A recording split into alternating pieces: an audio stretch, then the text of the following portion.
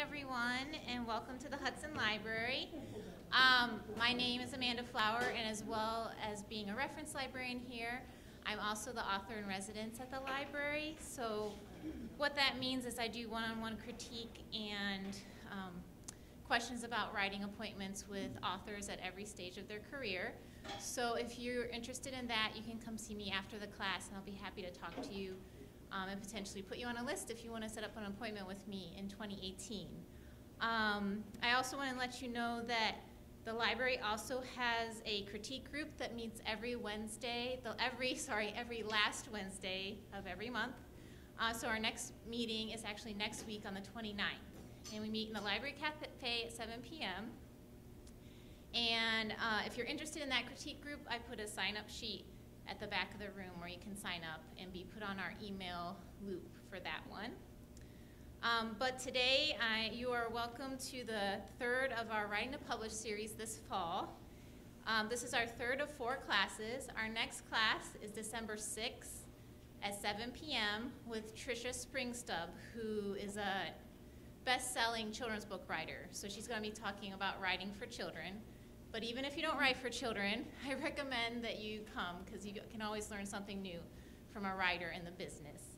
But this evening, I'm very happy to introduce to you Jennifer Wills, who is an agent at my literary agency, the Seymour Agency. Jennifer has 5 years experience in the publishing industry and leading literary agencies. She's worked with publishers around the world as an assistant at a Trident Media Group, huge foreign rights department, as well as domestic publishers as an assistant at Writers House. She joined the Seymour Agency in April 2016, where she quickly moved up to associate agent. Please join me in welcoming Jennifer.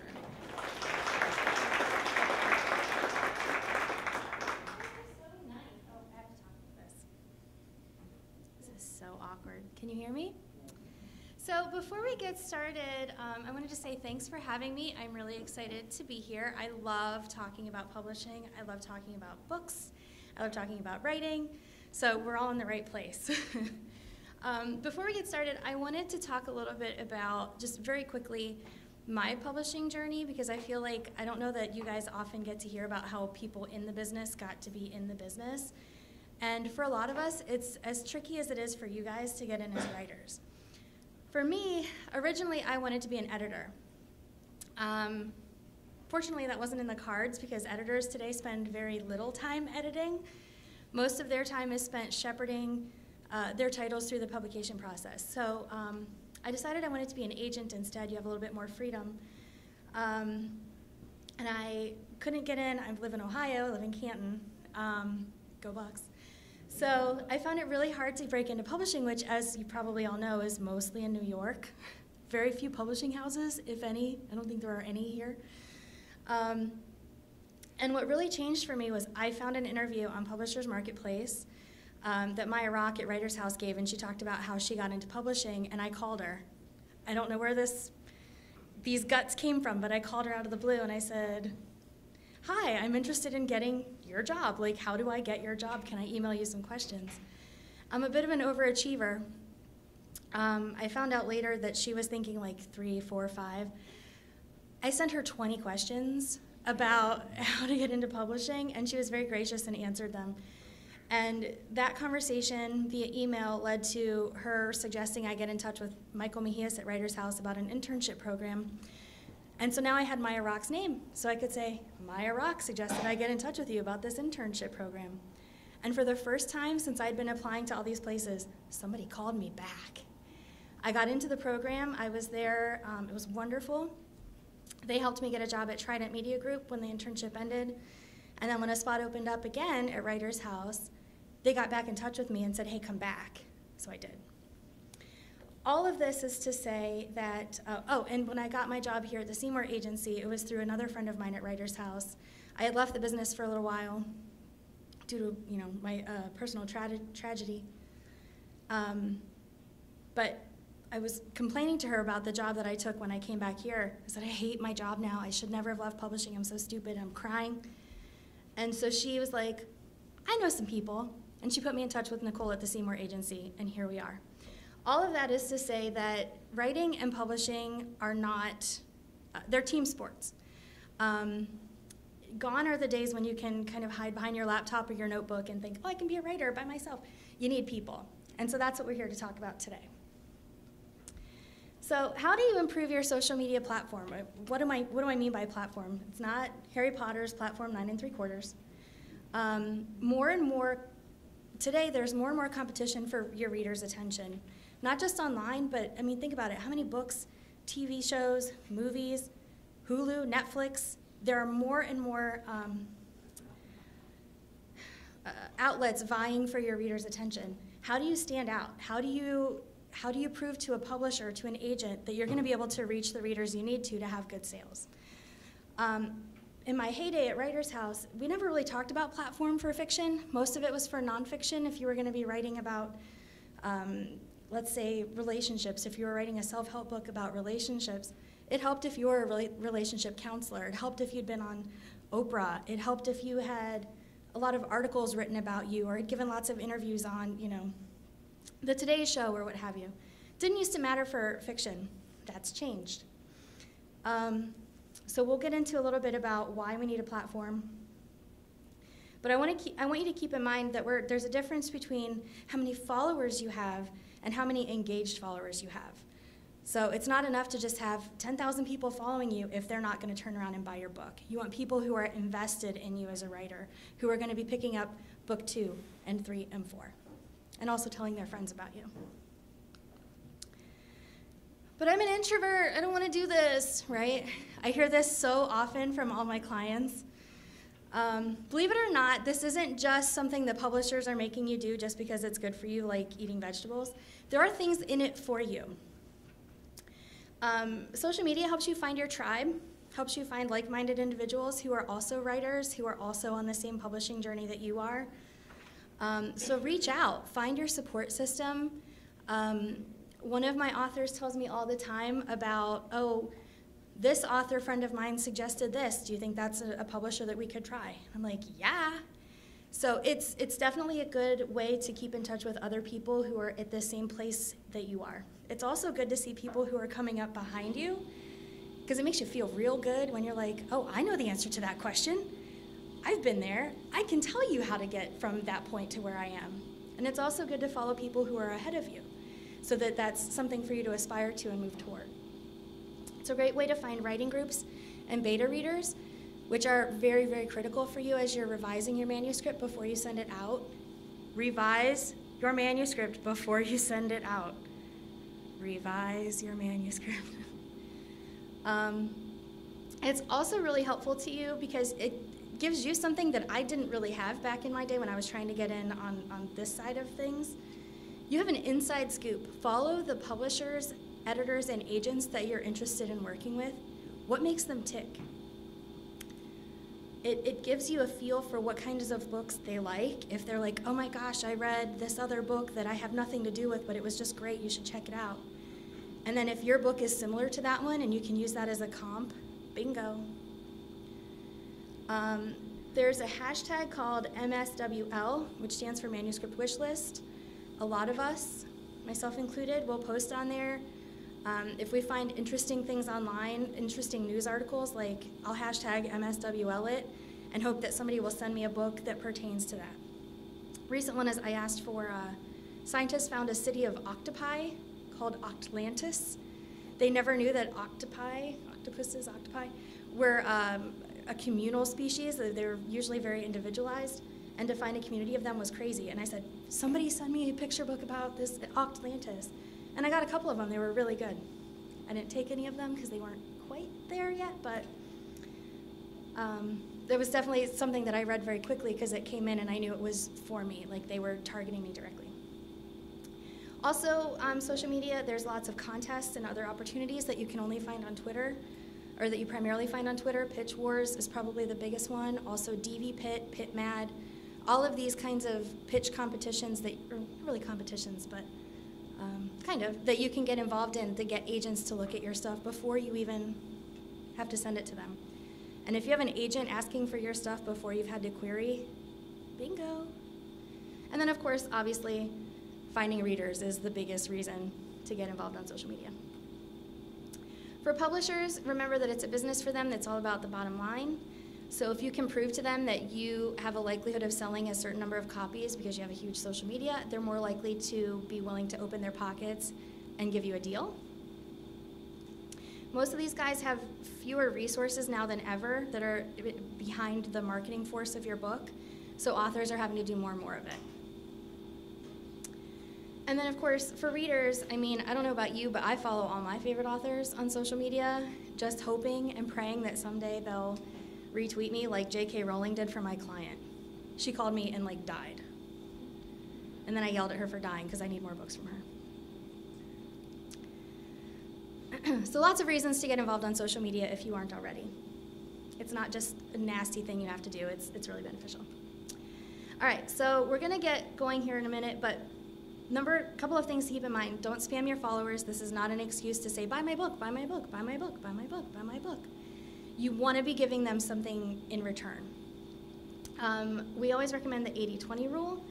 80% of liking, retweeting, and responding to other people, and then you can allow 20% or so for self-promotion.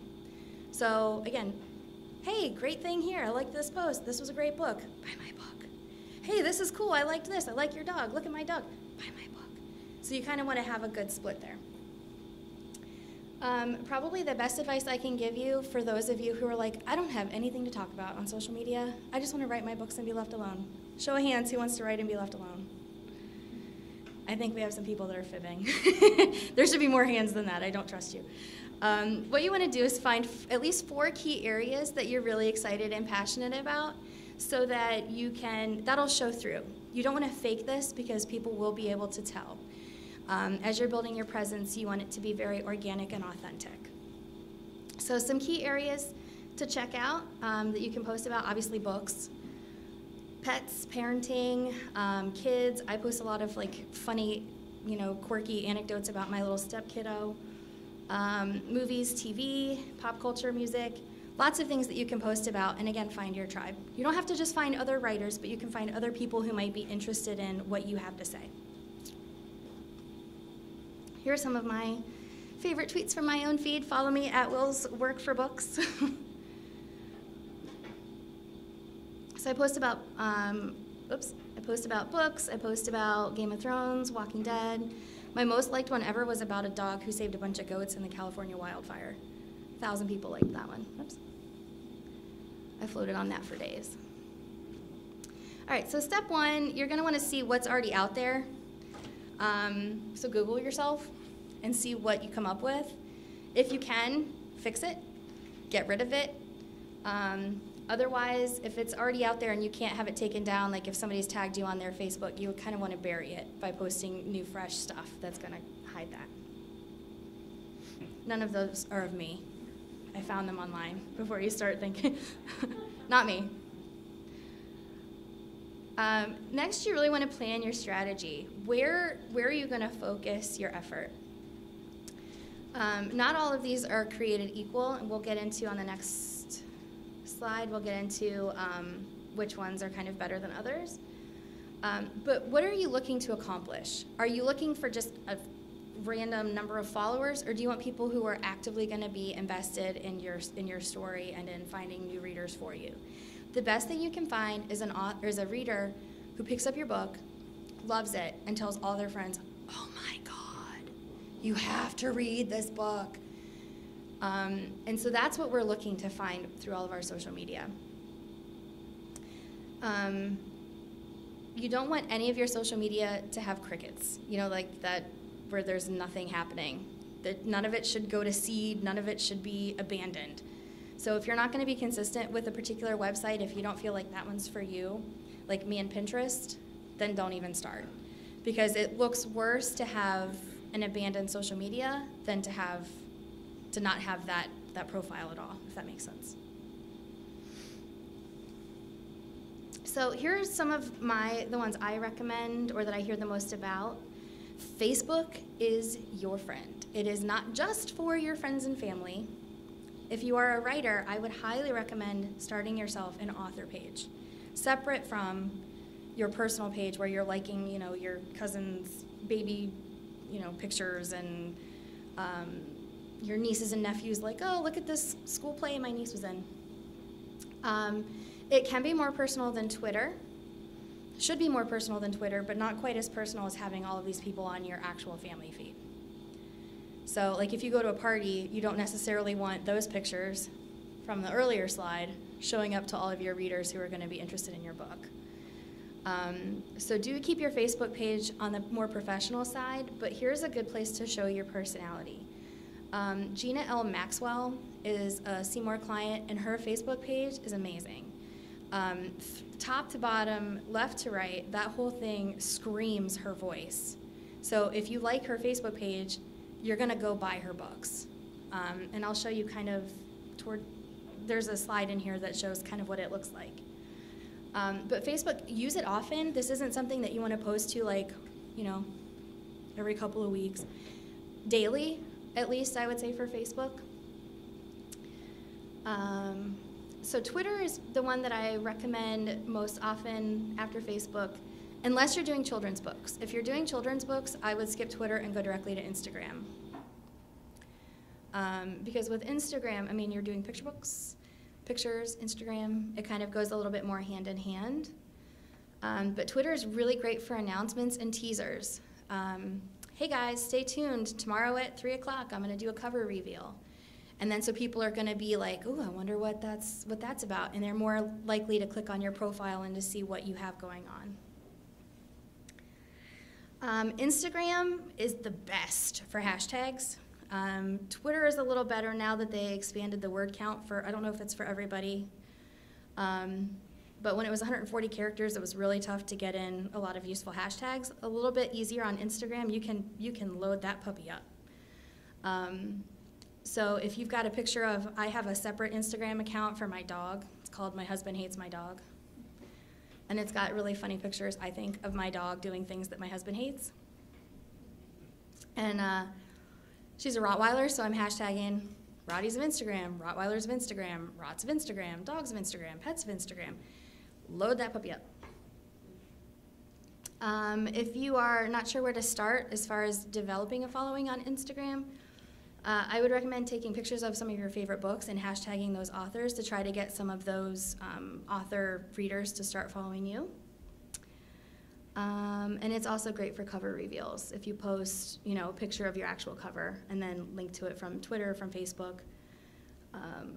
LinkedIn is not as useful. I have a lot of people asking me about LinkedIn or trying to follow me on LinkedIn.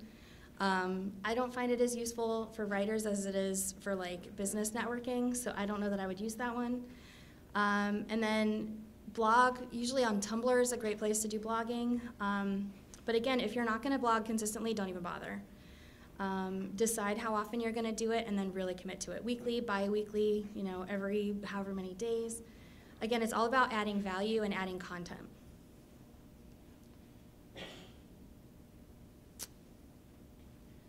Oops, did I miss one? No.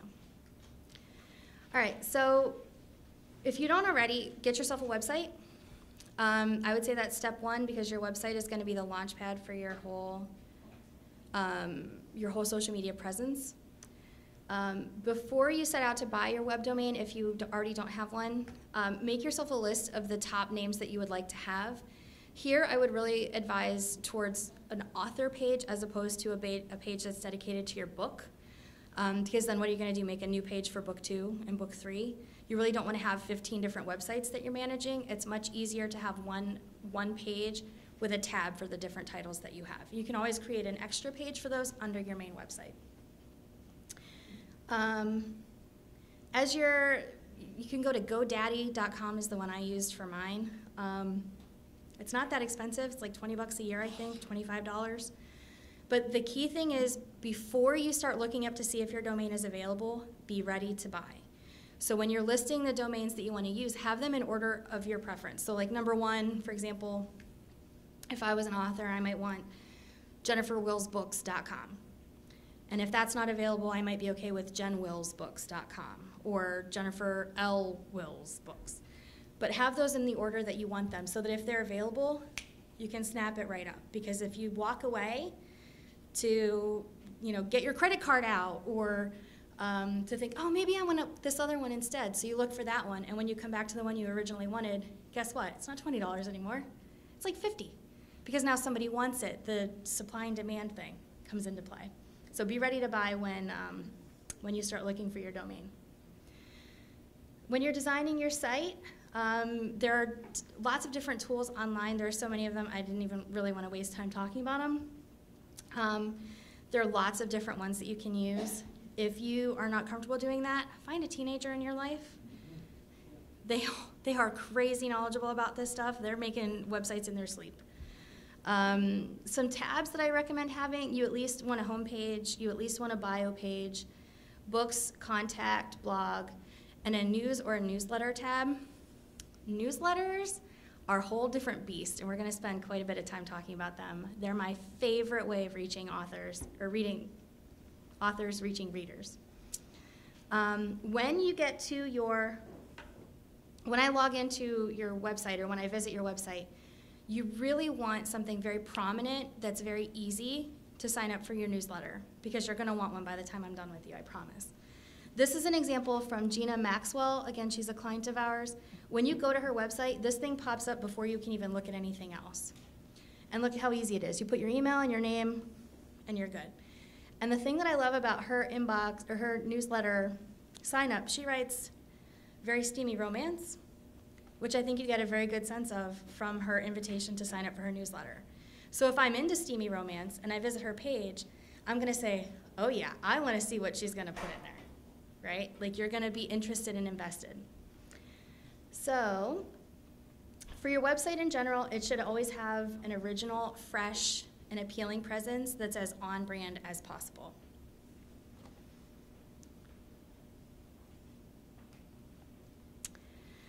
Now that you have a web page, you want to start compiling your world domination plan, right? Like, we've made a list already of the different media, social media platforms that we wanted to sign up on.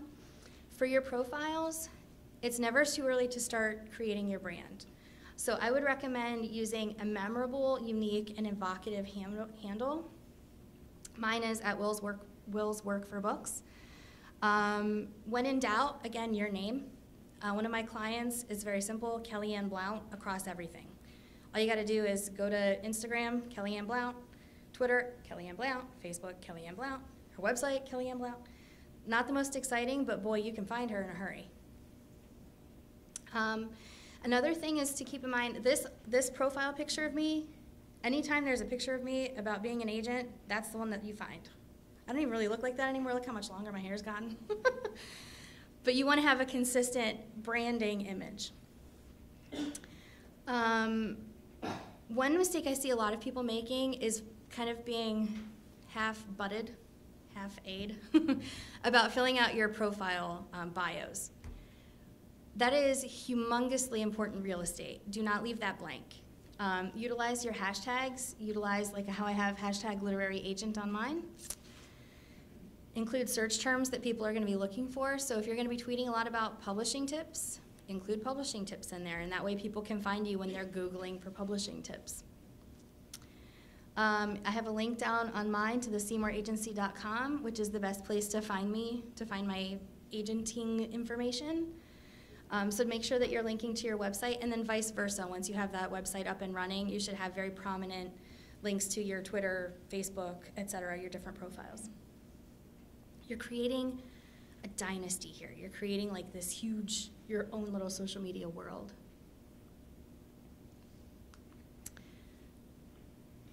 Did I miss one?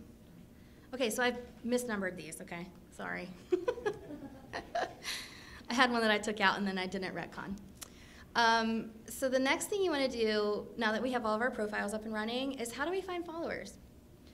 What I found the most helpful is to follow the key influencers that I am interested in hearing what they have to say, and then I creep on them. What do I mean?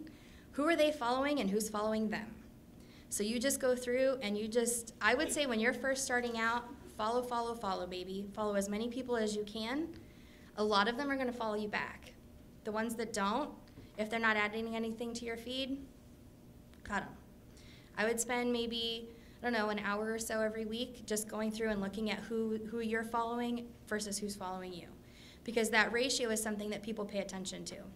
Somebody like Stephen King has like bazillions of followers, and he's following like 10 people.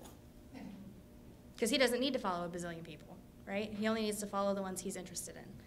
So if you have a ratio that's like, I have 1,000 followers, and I'm following 1,500 people, you look way less interesting all of a sudden.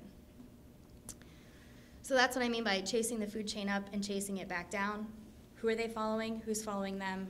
And follow them appropriately.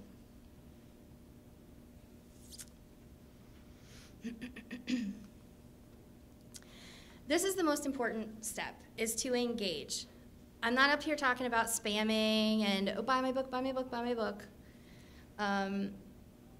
Utilize your 80-20 rule, again, responding 80% of the time, and then pimping your own work 20% of the time. Make sure you're replying to others' feeds and not just constantly promoting your own content. If you retweet somebody else, they're more likely to notice you and then start following you. A lot of the people that I'm following that aren't what I would consider key influencers are writers who've retweeted me, and I've gone to their feed and I've said, oh, you have a lot of really good writing tips that I can pass on to my followers. So I wouldn't have known them if they hadn't retweeted my whatever it was. And they have great content that I can then pass on to the people following me. The people who are following you, they don't want to be talked to or talked at. They want to have a conversation. So if people are tweeting at you, you're not too big to write back and say, hey, thanks for that. Like, oh, that's really sweet. Probably my social media queen, Kellyanne Blount, across her various social media platforms, she has 60,000 followers across everything, Facebook, Twitter, Instagram.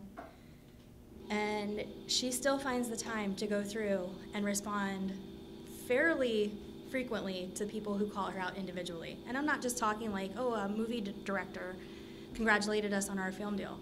I'm talking about, Joe Schmo said, hey, this book looks really interesting. Thanks, Joe. Have a great day. You're not too big. You're never too big to do that and to acknowledge your fans. When you get on Twitter, on this side, you see that trends for you. That thing is hugely important. When in doubt, find one of those that's trending that sounds fun and hop on. You can find a lot of followers that way.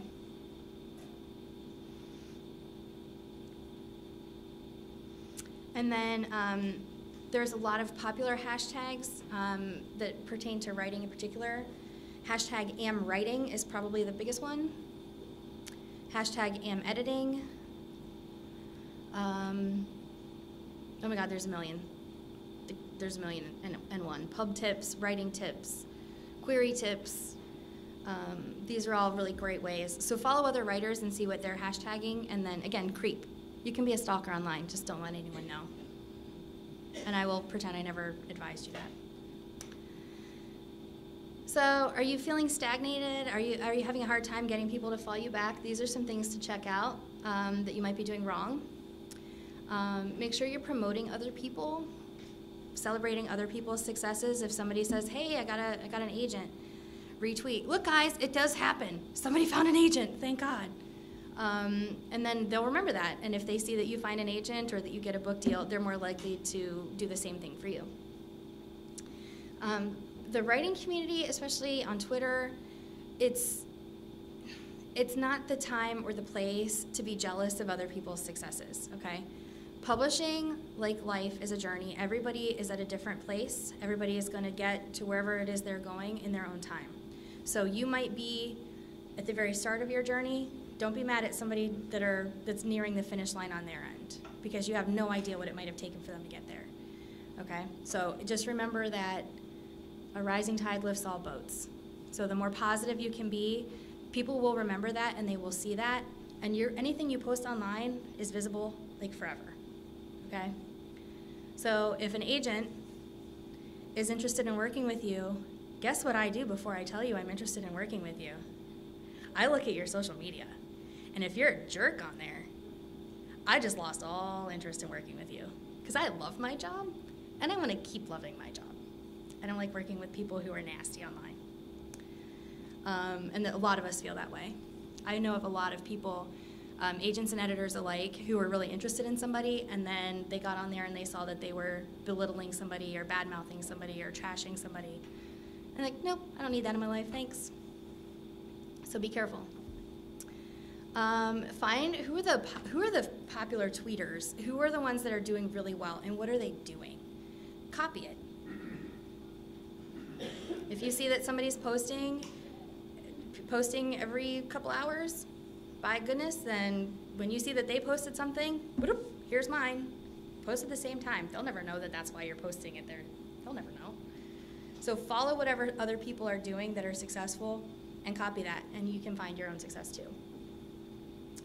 A lot of these have ways of checking to see when are your tweets or your pictures being viewed the most often. Use it. It's really helpful to see, okay, well, I sent this at 3 a.m. I wonder why nobody liked it. Because by the time they saw it at 8, it's way down here in their feed. Figure out when your target times are and when your trouble zones are based on when your tweets are viewed, and plan accordingly.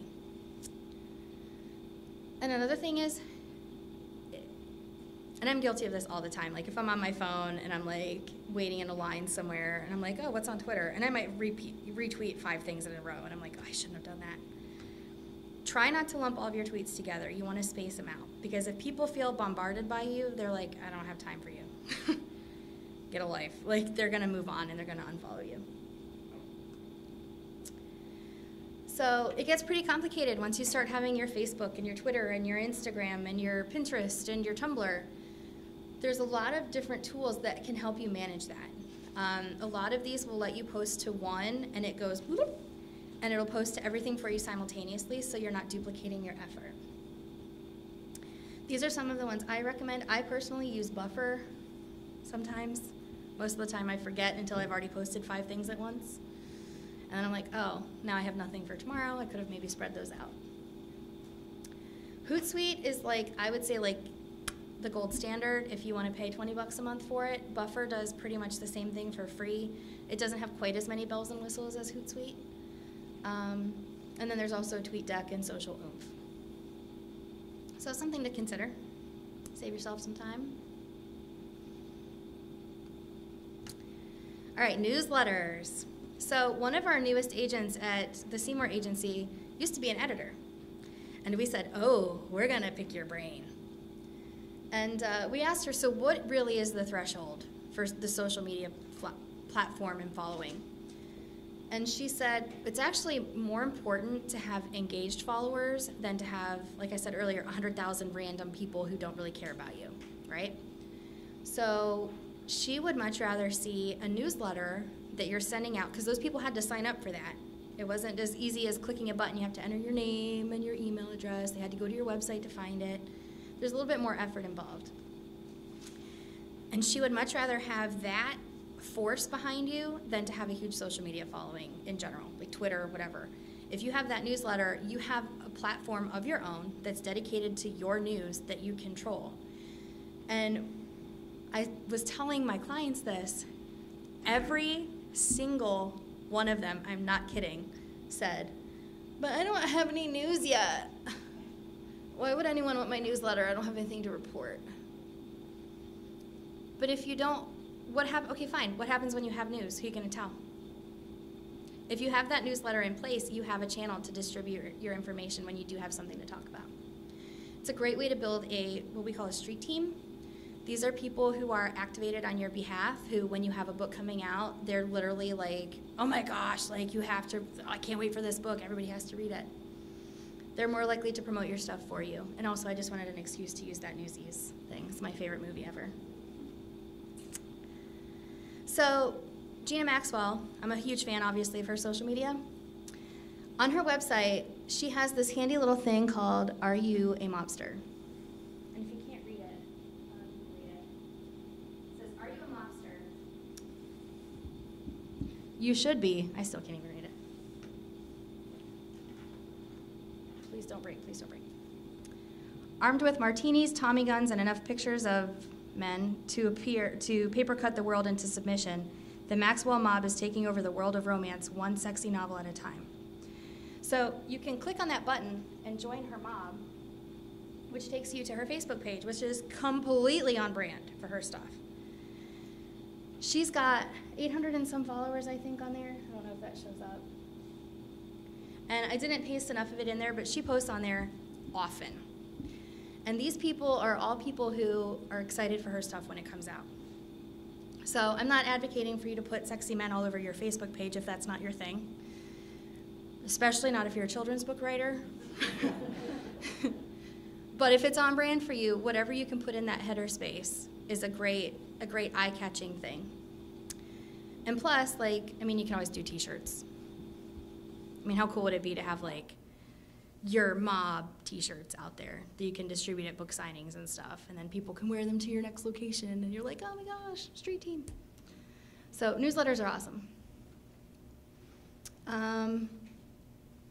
The reason they're awesome is not just because of the street team, but because the more often you can put your name in front of somebody's eyeballs, the better.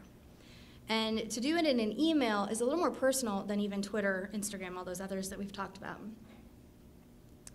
So what can you post? I don't have news, right? What am I going to post about until I have real news? Same thing that we talked about with Twitter, with Instagram, and all these other things. What are you into?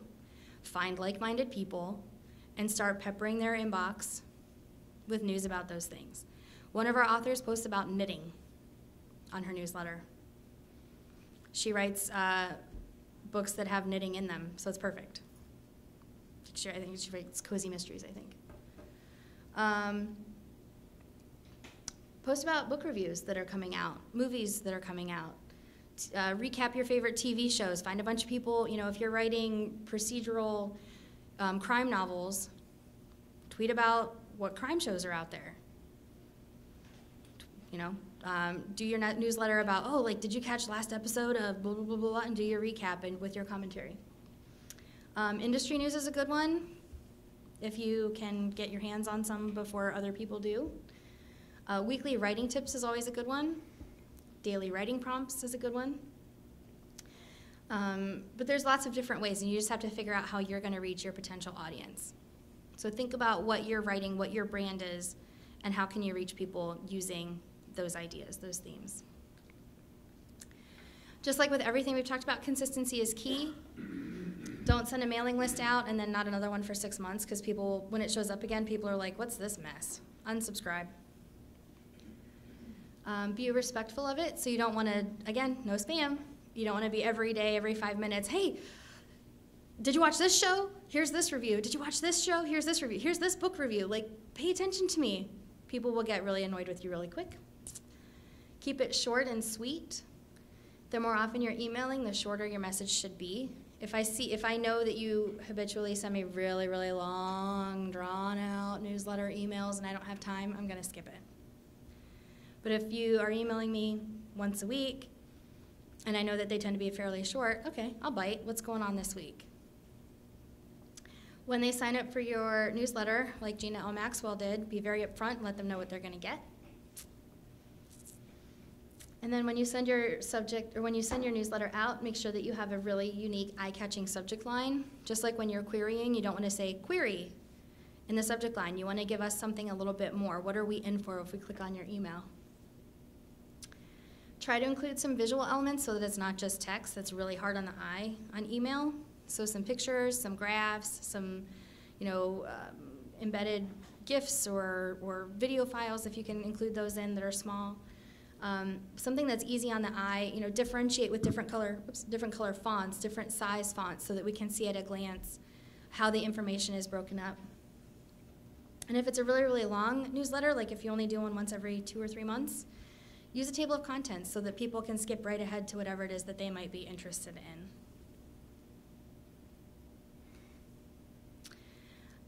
A good way to engage, remember we're always talking about engaging, not just getting followers, is be conversational. At the end of your newsletter, invite them to respond, either via replying to your newsletter, or even better, going onto your social media and tweeting about it there, tagging you, circling back. Great things to do are try to incorporate serialized newsletters if you can. These are newsletters that your readers are actually going to be anticipating in their inbox.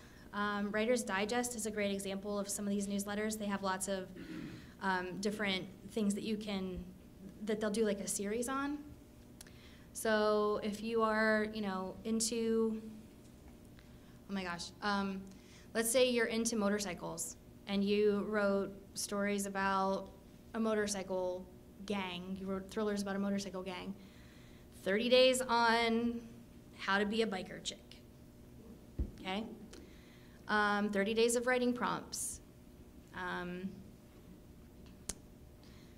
How can you divide your content into installments? How can you break that up into pieces that your readers are going to be drooling over and anticipating? And then, of course, make sure that you include an unsubscribe option so that if people want to opt out of your newsletter for whatever reason, they have a chance to do that. Otherwise, you can get in trouble. These are some really great tools to manage a newsletter if you decide to do one. Oh, giveaways are a good thing, too, to do in a newsletter. If you have, hey, like all this month I'm doing a giveaway, like sign up or tweet at me on blah, blah, blah, blah, blah, and then follow up with that so that people are looking for that newsletter when it comes in.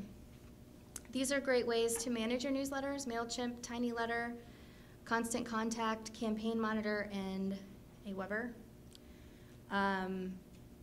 Just really great ways to engage your reader. These guys have some great examples that you can use as well if you're at a loss for how to get one started on your own. Of course, my buddy Gina Maxwell there at the bottom. If you're into that, tread carefully on that one if you're not into really, really steamy romance.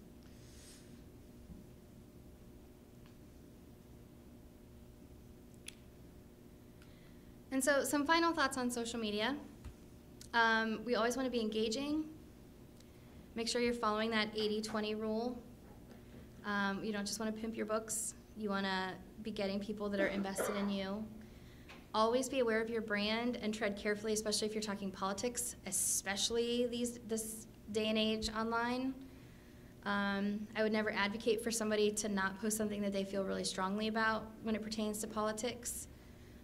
Just be aware that it could cost you followers if you're posting something particularly controversial. So, stand up for what you believe in, but just be aware that it might cost you. And the number one thing is play nice. Don't be a jerk online. Don't bash agents and editors on your Twitter feed. We see all, and we talk, and we remember, and we will get you. And it could be a very costly mistake because, again, I know of many people who were about to offer and then double-checked and said, no, this person seems like a real turd. I'm not interested. So we have about 15 minutes or so for